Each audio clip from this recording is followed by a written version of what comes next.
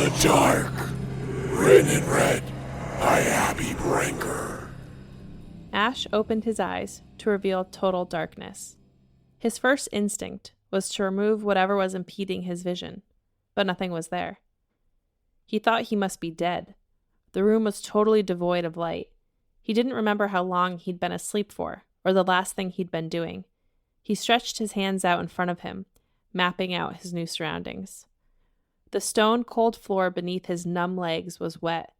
The air was damp and musty, as if he was in a basement or dungeon. There was a drip, drip, dripping noise coming from the right. He turned towards it and slowly tried to crawl to the water source, but his legs were pins and needles. Damn, he swore in his head. His skin was clammy and chilled. He felt feverish. Ash tried again and stumbled closer to what felt like a water pipe. He tried to suck cool water into his parched mouth. But it didn't taste like water. It was thick. The liquid tasted like a copper penny. He spit it out. Where was he? He didn't want to scream. He didn't know what would come to check on him. Ash didn't allow himself to process the horror of his situation. He knew he needed to stay calm in order to get out alive. He didn't like not being able to see where he was. It felt like a very deliberate tactic. He kept feeling around the space, trying to understand the room. 2 more feet to the right, wall. 4 feet to the left, wall. 6 feet up and back, wall. He was in a cell. He took a deep breath. Don't freak out. Freaking out won't help anything. His fear was only confirmed when he felt the heavy metal chains that were bolted directly into the stone. His brain was racing as he thought about the iron-tasting liquid. What sort of torture chamber was this? Who had brought him here? He racked his brain, trying to remember what had happened. A thump, thump, thump. He remembered the pain, blacking out. What had happened right before that? Soft skin, green eyes, loose brown hair. Kirk. They had been in the barn. And then Ash had walked home to his family's house and... What? What had happened next? Whoosh! Something disturbed the air next to his face. Ash gasped and batted stupidly at the movement. In a split second it was gone, and the air was still again. Ash could feel his heart beating in his chest. Panic started to bubble up. The whoosh, whoosh, whoosh had scared him. Whatever it was, it could see in the dark. Was it playing with him? Taunting him before it killed him? Movement. He felt the wind again. This time it was more defined, like wings. Was some winged creature guarding him? Whoosh! He backed away to the right. Whoosh! Now it was behind him. If Ash wasn't already in a tiny cell, he'd have thought the thing was hurting him. Whoosh! The rancid smell of death filled the space. Ash covered his nose. He couldn't handle it. This was fucked. This was all fucked. He knew he was going to die. There was no other way out of here. His heart started beating even faster. The panic was here. Ugh! Against his will, Ash let out a scream. He was exasperated. He was terrified. The emotion escaped verbally from his body. He immediately regretted it and slammed his hands across his mouth. Fuck. And then he heard it. A low rumble, a disturbing growl, and then clink, clink, clink. Something was approaching him. Clink, clink, clink. Ash made the sign of the cross and thought about Kirk. Something pleasant to distract him from whatever cruel torture approached. Kirk. Think of Kirk. Clink, clink, clink. Think about that delightful laugh and tender touch. Think about his quick wit and sharp mind. Clink, clink, clink. And then the sound of a key in a lock and the slow creak of the door easing open. Green light spilled into the space. Ash covered his eyes. Even though it was dim, it burned his retinas. He needed time to adjust, but he didn't have it. He dropped his hands, bravely wanting to face his enemy. He took in the eerie green light that surrounded him. Standing silhouetted in the doorway was what looked to be a woman. It was human-shaped anyway. Ash could make out the curvy shape. Her hair looked to be tied up on top of her head. She took a step closer. He could see her better now. She was wearing 6-inch heeled boots, which explained the clinking noise, and scraps of leather across her chest and waist. What? Who? Ash struggled to get the words out. The woman remained silent as she slowly bent down towards Ash. The green light made it hard to make out her true coloring. Was her skin really green, or was it the light? Her nails were long and sharp. Her face was severe but pretty. She looked hardened but young, close in age to Ash. She dragged a pointy nail down his face and sneered at him. She started to speak. Her voice was deep and commanding. He didn't know the language, but it sounded ancient.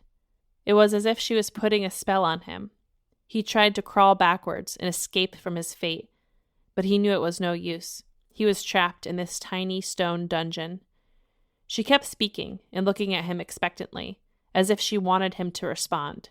He shook his head furiously. "I don't know what you're saying," Ash screamed at her. She laughed, a cold sound that filled him with dread. She jerked her head up behind him. She was looking at the top corner of the room. She placed a single finger up to her lips.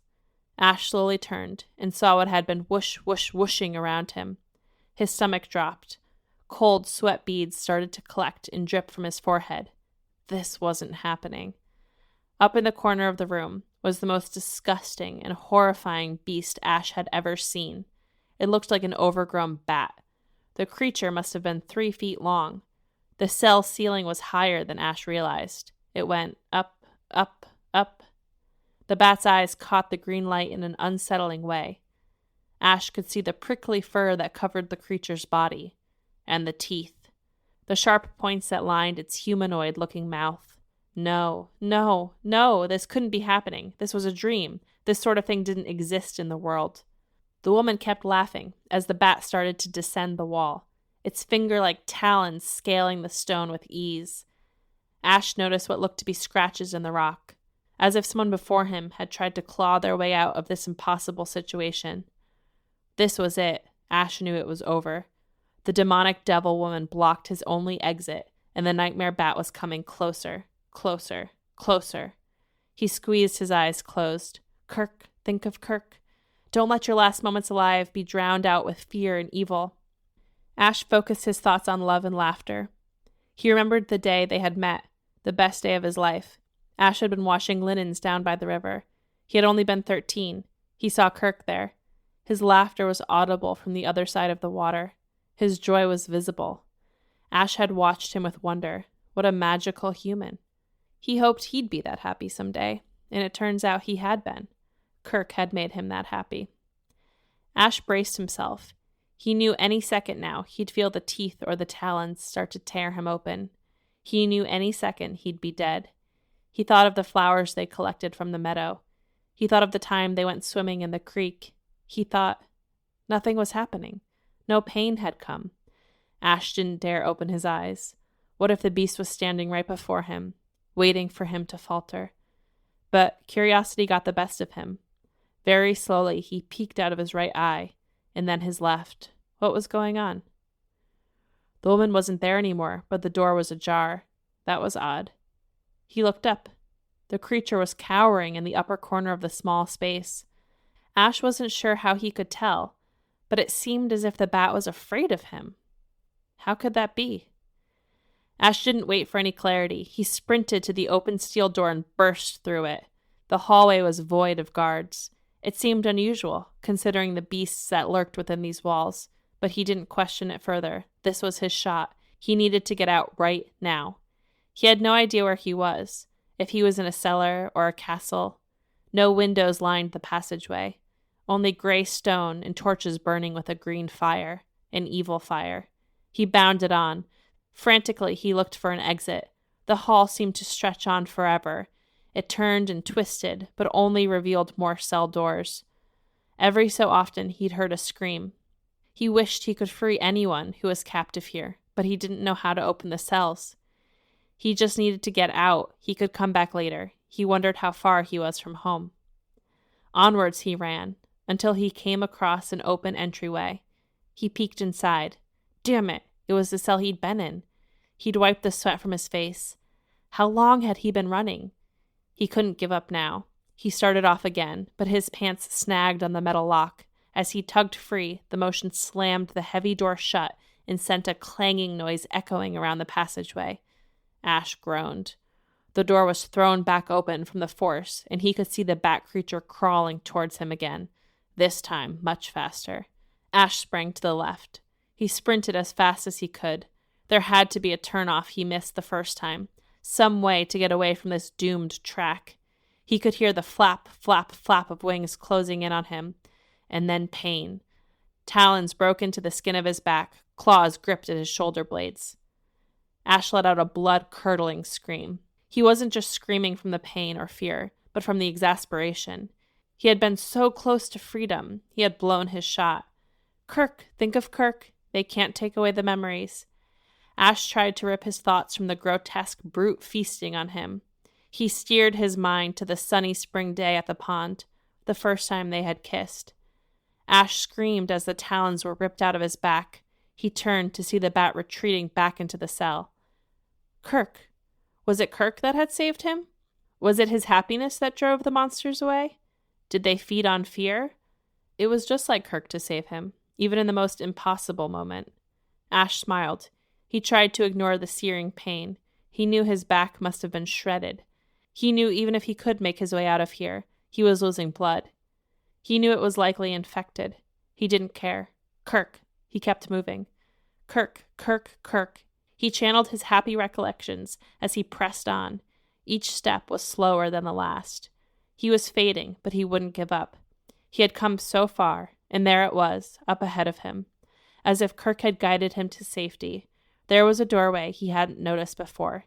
He realized why. It was hidden in the gray wall. A slight turn-off. He took it. Veering to his right, he let out a sigh of relief as he saw a window. It was night and the moon was almost full. He could see rolling hills and meadows. Another window and another. He kept thinking about Kirk, warding off any attack. His body was heavy. He didn't think he could keep going, but he knew that was his only shot at living. He trudged on. A door. Fresh air. Freedom. Ash sucked in the fresh air. He'd gotten used to the brisk air. He'd gotten used to the rancid, musty smell of the castle without knowing it. The cold night reinvigorated him. It gave him another small boost of energy, enough to keep going for now. He didn't know where he was. How far away from home could he be? He didn't know who he could trust, but he kept walking. Sooner or later, he'd come across a village or town. Someone would help bandage him up and point him in the right direction. He'd make it back to him.